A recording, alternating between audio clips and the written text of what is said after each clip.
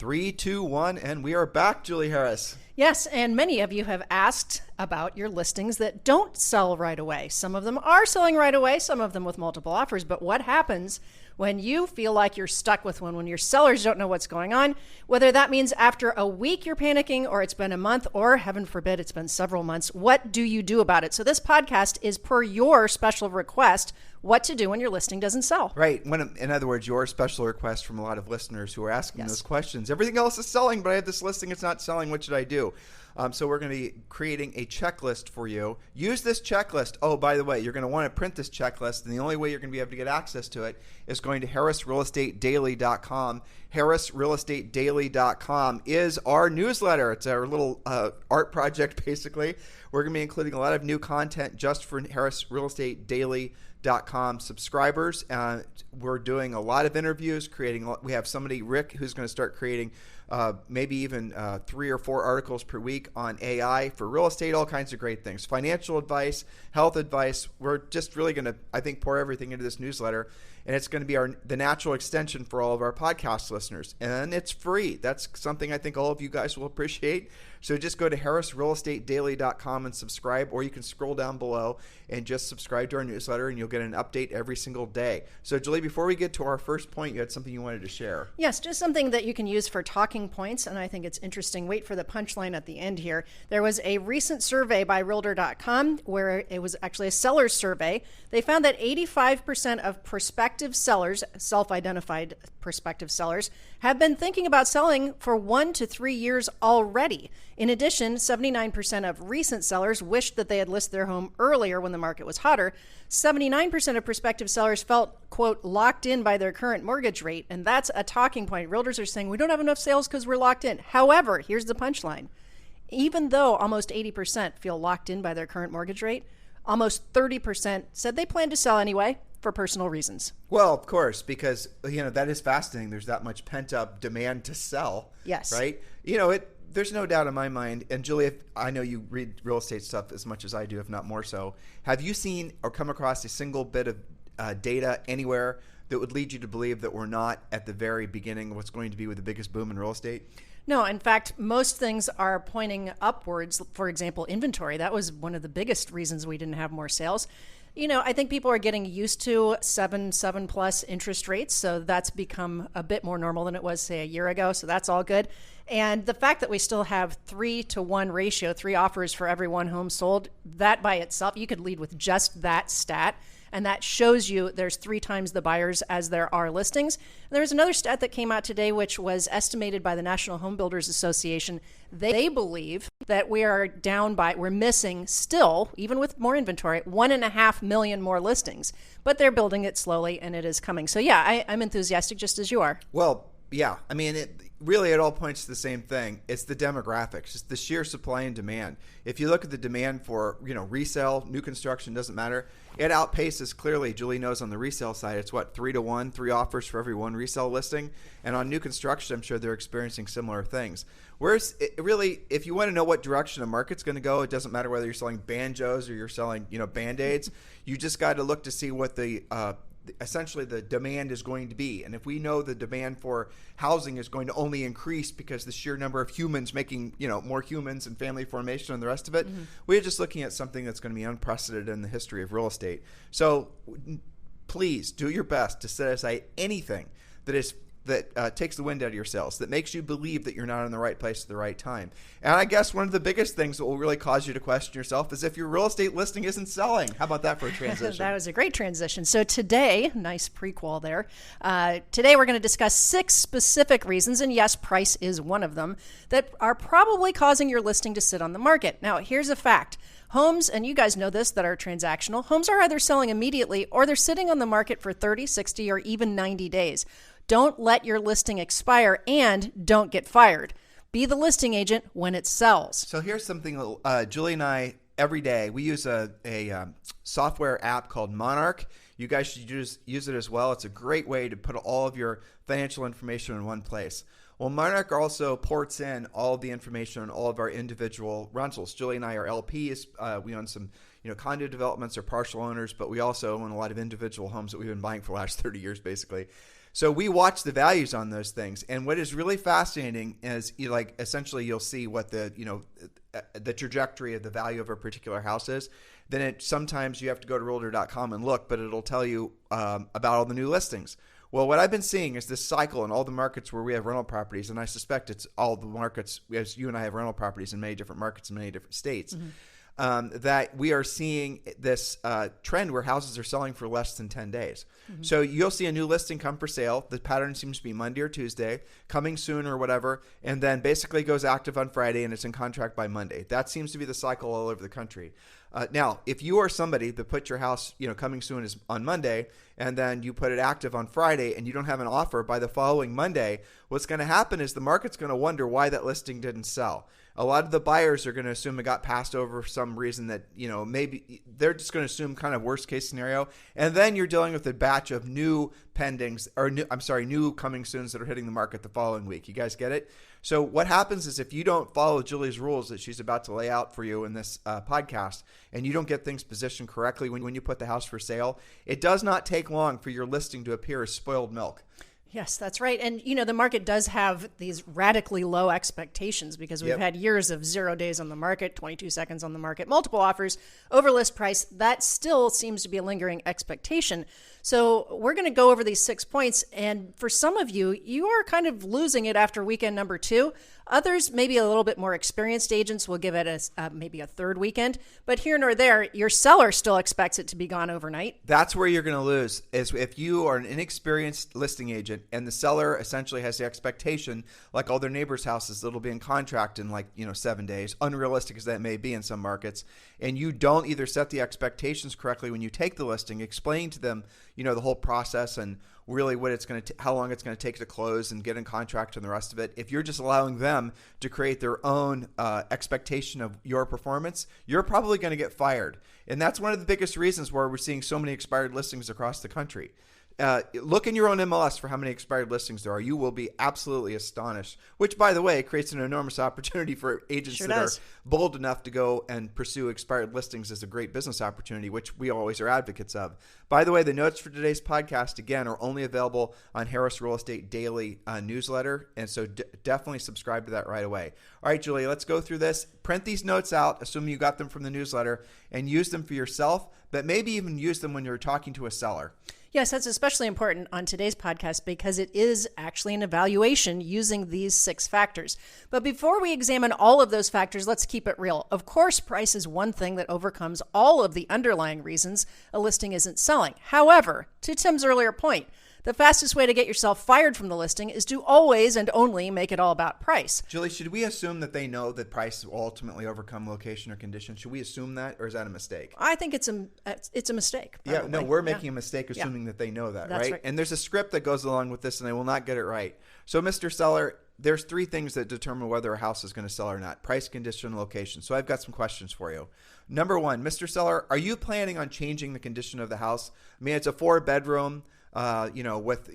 It's basically is what it is. The house is 30 years old. But are you planning on adding a 5th bedroom or doing a major kitchen remodel? Are you planning on doing anything to really the condition of the property? And the seller's going to say no. Well, then the next question, Mr. Seller, is can we actually have can we change the location? I mean, the location's, it's not bad, but there is a freeway that you can occasionally hear when the wind is blowing a certain way. That's only a half mile away, but the location is what it is. We can't really change the location, correct, Mr. Seller? And they're going to say yes. So the only other thing that we can have a positive effect on is the price.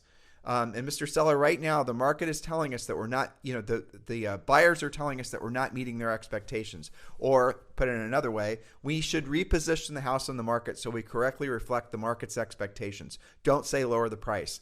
And when you put all these thoughts together, the seller, and there is a strategy to this. You don't want to just, hit the seller over the head with a lower the price bat. You need to work them into that. But that goes back to what I was saying a second ago, where you're setting the expectations when you take the listing. So after you get the listing contract signed, in our listing process, then you're going to give them essentially a seller's manual. What's it called? Complete Home Selling Guide? Yes, you got it. Mm-hmm. And then it's going to tell them exactly what should happen along the way so they don't have to create their alternative or their own reality. You're going to give them this manual that we've already created for you. It's part of Premier Coaching. And you're going to say, Mr. Seller, this is what happens next. And that will save you from having to worry about them calling and freaking out because they're going to have the manual that they should lean into. So these are all thoughts that you should be having if you're serious about being a listing agent. I hope you guys caught that script. You said you weren't going to get that exactly right. That was pretty textbook. Nice job. Well, it's a simple script, right? You used it many times. And it works. That's the most important thing. Well, it's because ultimately, guys, a correctly priced or even if it's got a bad location or bad condition, a price will overcome all other obstacles. It just will. And here's the flip side to it. You can have superior location. Like if any of those three are out of balance, you're not going to get a sale. But the thing that's going to kill the sale the most is the price. That's the thing. Because buyers in most price ranges, now oddly enough, when you get into really luxury real estate, beachfront, things like that, price really doesn't matter that much. Oddly enough, it is something that people are not sensitive to because there's so few of it. So again, know your market, know your clients. Adjust accordingly. Now, these next 6 points become your listing evaluation tool. So stay with me about how to use this. And of course, to get your listing evaluation tool, the official version of this, sign up for Premier Coaching by visiting premiercoaching.com. It is free, takes a few minutes. You can even do that while you're listening. So the 6 factors that make a home sell, rate each one on a scale of 1 to 10, and you'll know where you need to do the work to get it sold. A perfect score is 60. If you're scoring 60 on your listings, you're probably already pending or closed. But if your listing is not selling, it's not likely to score that high. Your job is to figure out why. So let's first talk about number 1, condition. When there's little competition and more buyers than sellers to go around, condition does matter less. But as more listing inventory arrives on the market, and it is currently, while we're speaking, there's more listings that just hit, especially if any of it's new construction, the pressure increases to present your listing in its best light. Even if you're the only home for sale in the MLS code, you owe it to your sellers to help them stage it to get the best results. They'll sell faster and for more money. So rate your listing's condition on a scale of 1 to 10. What makes your condition rating low? Any or all of the following, and we won't even be super gross here. We're sure you have more to add based on your showing experience and listing experience. But what makes for a low condition rating? Well, questionable smells, or possibly worse, unidentifiable smells. Sometimes if you do know, it's even worse. Identifiable but gross. Cat pee, dog poo, curry, cigarette, or cigar smoke. Invest in an air ionizer. You can get those on Amazon, or remove the carpet or the furniture, whatever's causing the odor. Stop waiting for a buyer who loves the smell of cat pee or who doesn't notice the smoke or odor. We also have on the list bugs, mold or mildew in the bathrooms, kitchen, or basement, rodents, rodent droppings, dirty floors, clutter-covered countertops, crusty-looking appliances, dirty window screens, terrible or boring curb appeal, dead grass, weeds, green pool if you're in a pool type of environment, and the list goes on. So you can refer to the Proven Home Selling System if you're a Premier Coaching client for the How to Prepare My Home guide, so that you're looking at this as a checklist and knocking all of those things out. Fixing even a few of these items, if that's what the issue is with your listing, maybe it costs a few hours and $100, $1,000. It's going to net your seller a lot more, and it's going to get a faster sale. I remember our first year in real estate, I was working with that couple. I don't remember their names, but I remember what they looked like. And every time they ended up buying new construction. You remember this one? Yeah. Yeah. I remember all the first year deals, even though there were over 100 of them, because we were, it's pretty intense. Yeah, it was. Anyway, so this lady, I would open the door, and this couple would, she would just beeline right to the refrigerator. I know you heard what I said. I remember this, yes. She'd go right to the refrigerator. Every single time I would open up a door for a resale, she'd go right to the refrigerator. I ended up showing her probably 10 or 12 houses every single time, looked at nothing other than the refrigerator. And so eventually I asked her, are you hungry? What's the deal? Are you looking for something? I mean, because it was weird. She wouldn't even tell me. The behavior was open the door and I rushed to the kitchen, right? And then she told me that it was either her mom or her grandma told her the first thing she does, or you should do when you're considering buying somebody else's house, resale, is to look at the refrigerator. Because if they don't keep the refrigerator clean, if the place where they store their food is a cesspool, you could just pretty much write the house off completely. And she had been doing that all the way along, which was honestly awesome advice from her grandma or whatever. Well, it's a great filter. And the other thing that's in that category is furnace filters and the dust on top of hot water tanks. People are sensitive to that stuff because the assumption is if you're not taking care of that, well, you're not taking care of anything else, just like the condition of the fridge. The refrigerator, you have to. I think that's great because if that's gross, then your standards are. How many hot water tanks have you dusted in your life, Julie? I haven't, but I have asked sellers to do it, so it looks like they care. Yes. Okay, so note to self, to your earlier point with your script, price will overcome the condition every time. I'll never forget back when we were selling, there's an agent that we did a lot of deals with named Alan. He had like the most honest listing, descriptions, and he put one in that said, "It's disgusting and gross, but cheap." And it was like $20,000 under what it would have been. And it did get your attention. So you can do that too, because price will overcome the condition. The question becomes, how much lower do you have to go? It depends on what's wrong. Probably being that honest in the MLS nowadays would get you in trouble. Probably. But, yeah, I do remember that. Yes, it was catchy. All right. Number 2, remember, we're creating your listing evaluation. On a scale of 1 to 10, rate the location. You can't change this, so just rate it on a scale of 1 to 10. Remember Tim's script. We can't change the location. A low rating for a house that backs up to the freeway or sits at an intersection with a stop sign or lights shining right into their front room. A low rating for a scary neighborhood or a hoarder next door, in the flight path or near a busy railroad crossing. A great location is a safe neighborhood with sidewalks, tree-lined streets. Everybody wants to move there.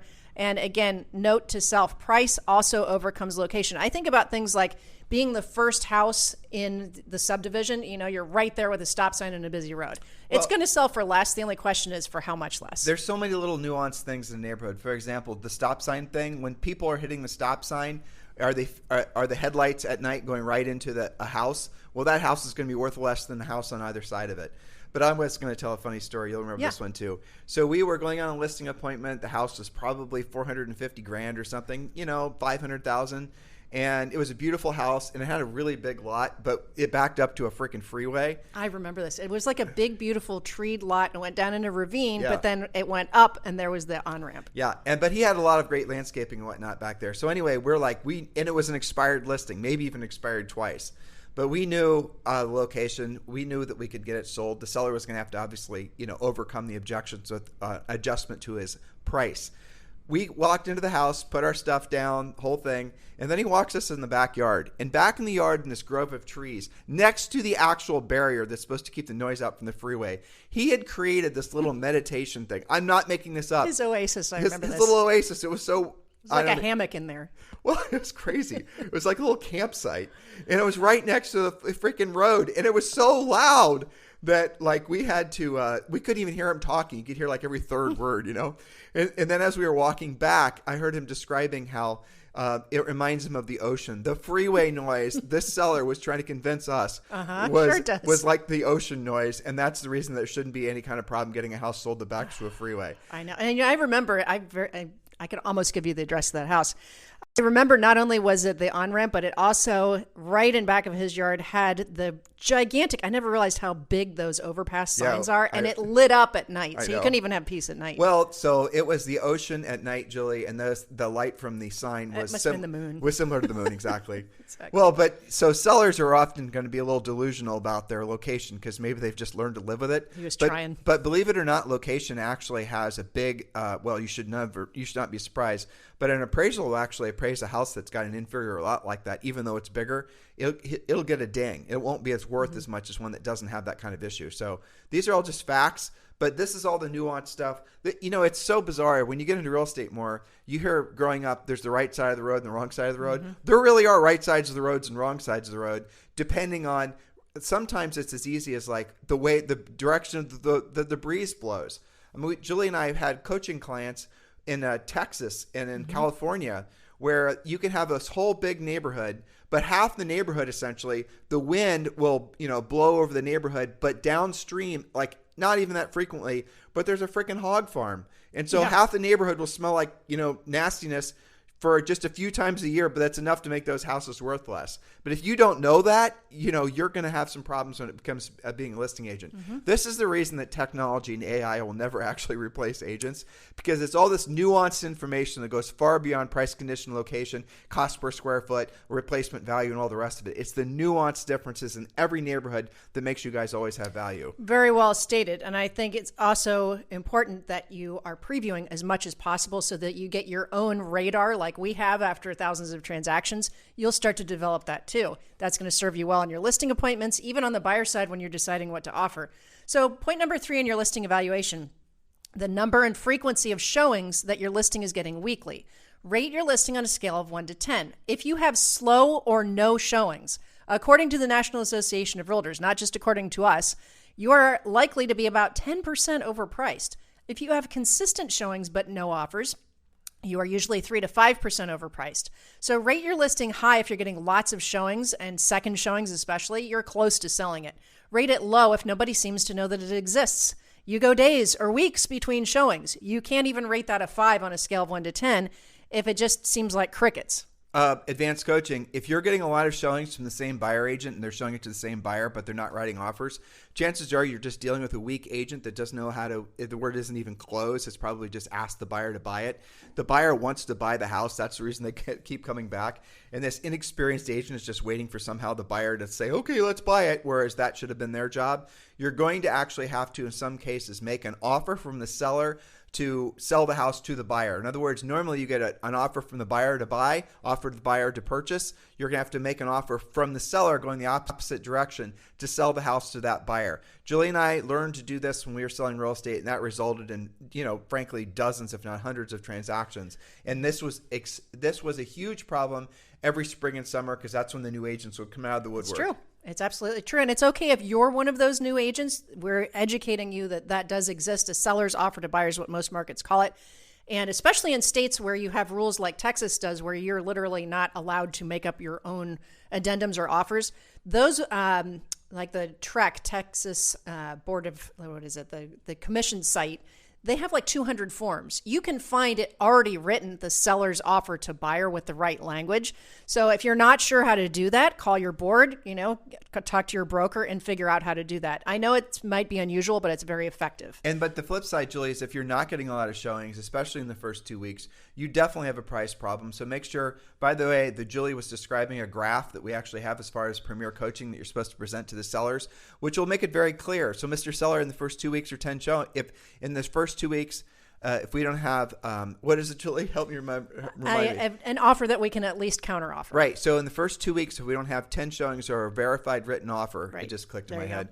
We need to reduce the price usually, or we need to reposition the house in the market by probably at least 10%. So we're in alignment with the market's expectations. These are all scripts and techniques that you need to be sharing with the seller as the listing goes active, so that if that time does pass, you're not arm wrestling with the seller for a price reduction. Point number 4. Yes, very well stated. Thank you. So number 4, you're going to rate on a scale of 1 to 10 your current price versus the price of competing homes. For example, rate your listing a 10 when we look at it online and it seems to be well priced for the amenities, and we can't just go buy a new home around the corner for $15,000 more than your listing. In other words, it totally makes sense. You almost say, why hasn't this sold yet? It looks so good. A low rating is if you're obviously overpriced compared to the competition, such as a 2-bedroom priced as if it's a 3-bedroom, or a no-car garage house or a condo priced like it's a 2-car garage unit. So remember that price overcomes the competition. Again, adjust accordingly. The biggest threat to this is, of course, new construction. But you also have to make sense. If you're, especially as we see, more inventory online, if I'm searching for a buyer and I get 10 listings that meet their criteria for neighborhood, school district, square footage, and age, and you look out of sync with the rest of them, then you're going to look obviously overpriced, or you might look like you're a deal depending on how you work it. Jules just touched on something. If you're in a market where you're competing against new construction, trust your coaches, Tim and Julie Harris. New construction will almost always hand resale its ass. So the sellers aren't going to be dialed into that, and they might even, your sellers might even be delusional about the impact of new construction.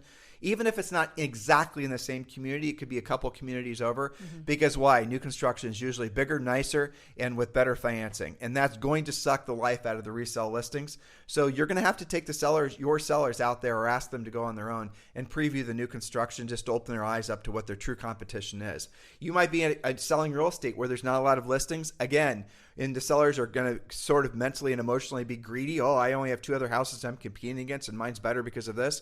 Well, 5 minutes, 10 minutes, 20 minutes away, there's this new construction subdivision. That's where those buyers are going to go.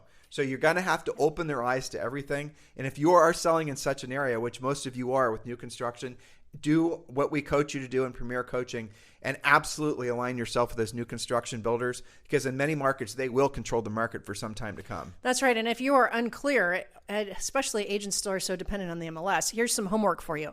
Let's say you're sitting there with a listing, or some of you more than one listing that's not selling. Let's say that that's in 43085, which we know like the back of our hand, where that's, older inventory, very low inventory, very competitive, popular school district. Well, it's landlocked too. You can't build build anymore. But it's landlocked. But here's what I would do. If I had something that wasn't selling and I wasn't sure if I'm competing against new construction, I'm going to type into Google new construction 43085 20-mile radius. Or just put in, you can do it this way too, Julie. Mm-hmm. Just go to Google and just do it without the radius words. Yep. And then all the other new construction people that are competing with that particular 43085 zip code, they're going to then have been running probably pay-per-click ads to try to steal those buyers away. So that's the other way you're going to know who's trying to compete. And it doesn't have to be one of these big, massive, publicly traded builders. It could just be Bob and Steve's builders, and they're, running a little subdivision with 20 houses.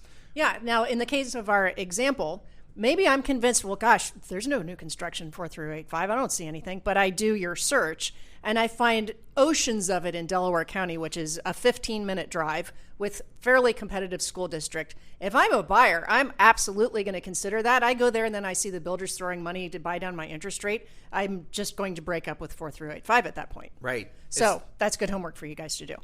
All right, point number 5, and this is a black hole of problems, potentially. So stay with me on this. Okay. And that is good old-fashioned seller's level of cooperation. Rate your listing on a scale of 1 to 10. Is the seller preparing the home prior to showings by making beds and keeping the dishes done? Are they turning on all the lights and getting the man-eating dogs out of the house?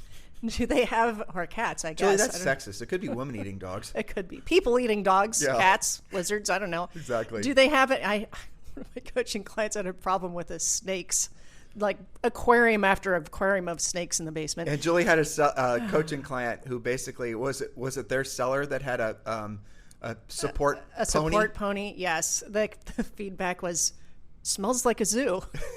So she went there and sure enough, there were horse droppings. So the list goes on. Do they have too many showing restrictions? That's a problem with cooperation. Do you have too many showing restrictions? Maybe it's hard to get through the security gate, or maybe you insist on going to every showing, but you're not that easy to schedule with.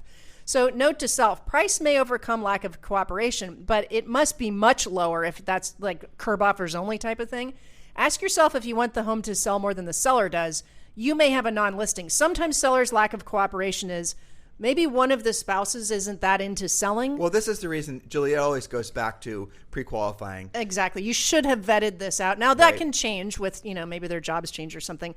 But you have to really get to the bottom of it and have those honest conversations. You can say to a seller, sometimes it seems like I'm wanting this to sell more than you are. Here are the things that I'm seeing that maybe we need to correct, assuming you really need this to sell. But honestly, you shouldn't have any of these even slightly adversarial conversations with the seller if you fully pre-qualified them. Yep. And if they have to sell, when you pre-qualified them, you know what their have to sell date is or date range is, and you just got to work them backwards from that. They might have unrealistic expectations, maybe their mind's still in the market from 3 years ago, so they're going to have to be brought up to, current expectations, and that's really your job. But I'll tell you, one of the things that you should always have in your back pocket, if it works, is literally remove the seller. If the house is basically a pigsty. And their stuff. Right, definitely their stuff. And it just is really, you're walking through it, you're going to think there's never going to be a time when this house is going to be truly showable. And the sellers aren't willing to discount the house so that it overcomes the condition. Mm-hmm. If they can, you should suggest that the seller, moves, and then you put the house for sale after you do a light rehab on it. Do the math for them, explain to them that it's a hassle factor for them. You don't need to make them feel bad and tell them that they're, living in a, hoarders, right? Whatever. But move them out, and then, we're going to do this new construction house is going to be done in 90 days.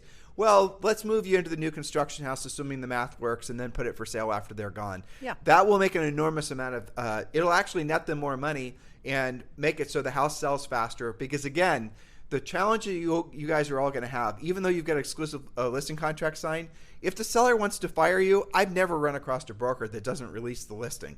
In other words, you might have a contract signed for 90 days or 180 days to get the property sold, but if that seller decides that you're poison, they're going to get rid of you no matter what. And no one's going to put up a fight to try to keep a seller, and the seller can just decide to stop showing. You guys get my point? Well, this is why you do pre-qualification, which you get in Premier Coaching, because you would have had those conversations and actually, if you're doing a great job as a listing agent, formulated a plan in those situations. Right. Are they relocating, downsizing, becoming empty nesters, going to assisted living? What is the plan? It's part of your job to advocate for them having a smooth transition versus fighting with them. You're looking for sellers that have to sell, and most sellers have to sell. Those of you who've had listings, right? And Julie's going to point number 6, so I don't want to stomp on our point number 6. Well, that was a good ramp up to it because it's related, but point number 6 is rate your seller's level of motivation. Is the seller going to sell only if they get their price? And is that price reasonable if you fix the other items on the list that we just discussed? Or are they just too aspirationally priced for the market? That's a nice way of saying they're overpriced and being greedy, but it is aspirationally priced, so you guys can adopt that when talking with sellers. Yes, if sellers don't have to sell, they're far less likely to cooperate and adjust the price or fix the condition issues to reflect the market's expectations. So let me interject something here. The reason a seller overprices isn't because they're being greedy, it's because of their ego. And I know that sounds like, what the hell are you talking about, Tim? So without even talking about whether ego is a real thing or not, let's just focus on what the popular understanding of what ego is. So a seller thinks anytime you own something, dear listener, notice how it automatically is worth more. Yep. What's that all about? You can go out and buy a new whatever car today, and there's 1,000 of them that also sold, and you want to go and sell it in 30 days. Somehow yours is worth more than all the others that basically might also be for sale. Yeah. The same goes with real estate. A lot of sellers will get a lot of their, they'll be wrapped up into what do you mean they don't like my tile in the bathroom that I did when I was half drunk, 5 years ago, and none of the tile are straight. I mean, right? It's modern art after all. Well, it is. And you'll remember a quick story. You remember Oscar? Oh, yeah. Oscar's house is where I learned in the pre-qual when the seller says it's been fully rehabbed to ask in what year. Let me tell the whole story. Yeah. All right. So there was this perennial FSBO that was in one of the markets we sold in, which was 43214. And there was this really, really nice guy who built his house in the 1960s, and he and his wife kept this house pristine. Now, so if you were living out in Palm Desert, you would have loved this house. And especially because all the furniture in it was exactly the way it was in 1960. Kind of mid-century modern flavor. I actually kind of liked it, but everything was a shade of green, which was whack. All right, so here's what Oscar would do. Every year in the spring, he'd put his house for sale. And he'd been doing this for years. This was when Julie and I first got our licenses. It turns out what Oscar was doing is Oscar was like a big spider who was building a web every year. And as soon as any, real estate agents would show up, well, you'd want to see the house. And sure, Oscar's thinking about selling, when pigs fly, which turns out. But what Oscar's real bag is Oscar sold jewelry. And so what you would do when you went over to, see Oscar's house is, sure enough, you'd be buying jewelry. Julie bought a really pretty tennis bracelet and some earrings. I mean, he would do that every year. Isn't that funny? So that was just, sometimes you get for sale by owners that are what we call social sellers. That's what Julie and I ended up calling. Social FSBO, yeah. Yeah, they just want to, show you their garden or make friends or want to get to know people. Exactly. So, yes. That's the story of Oscar. Someday I'm going to put together that book. All right. So we have talked about all 6 factors. What is the overall score when you add up points 1 through 6? Take one of your sample listings that's been on the market a bit too long. Where does it have the lowest scores? What does the feedback tell you after showings? Are you even getting feedback? The lower scores show you what has to be fixed to sell the home.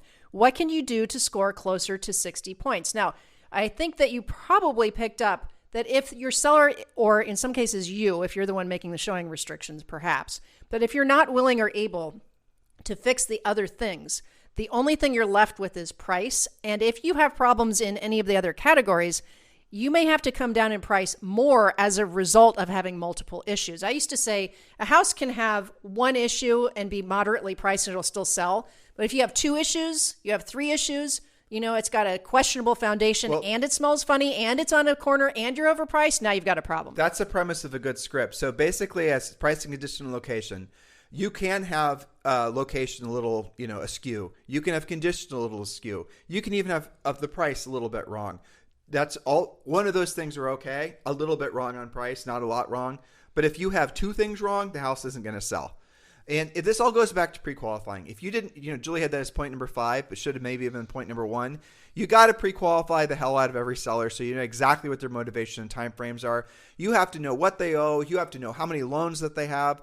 I mean, not in this market so much, but in previous markets, it was normal to run into a home that had 2 and 3 loans on it. And then there was a construction lien. And sure enough, once the house sells, the seller was going to be upside down by 50 grand and the seller didn't know it. And you should have known it. And now you're at the closing table and the house isn't going to close because the seller has to somehow magically come up with 50 grand. Oh, he can't come up with 50 grand. Guess the first thing they're going to go after? Your commission. You guys get it? This all goes back to pre-qualifying and being a professional. And that's really the reason every single one of you should be joining Premier Coaching.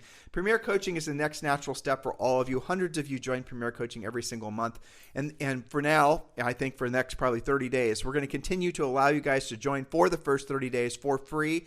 And yes, that does include a daily semi-private coaching call with one of our Harris certified coaches. If you want to be part of what's next in real estate, I just told you how to do it. Join Premier Coaching. So hopefully you love these notes. You love this podcast. I know you did because this continues to be the number one listened to daily podcast for real estate professionals in at least the United States. Have a fantastic day. We'll talk with you on the show tomorrow. This podcast is a part of the C-Suite Radio Network. For more top business podcasts, visit c-suiteradio.com.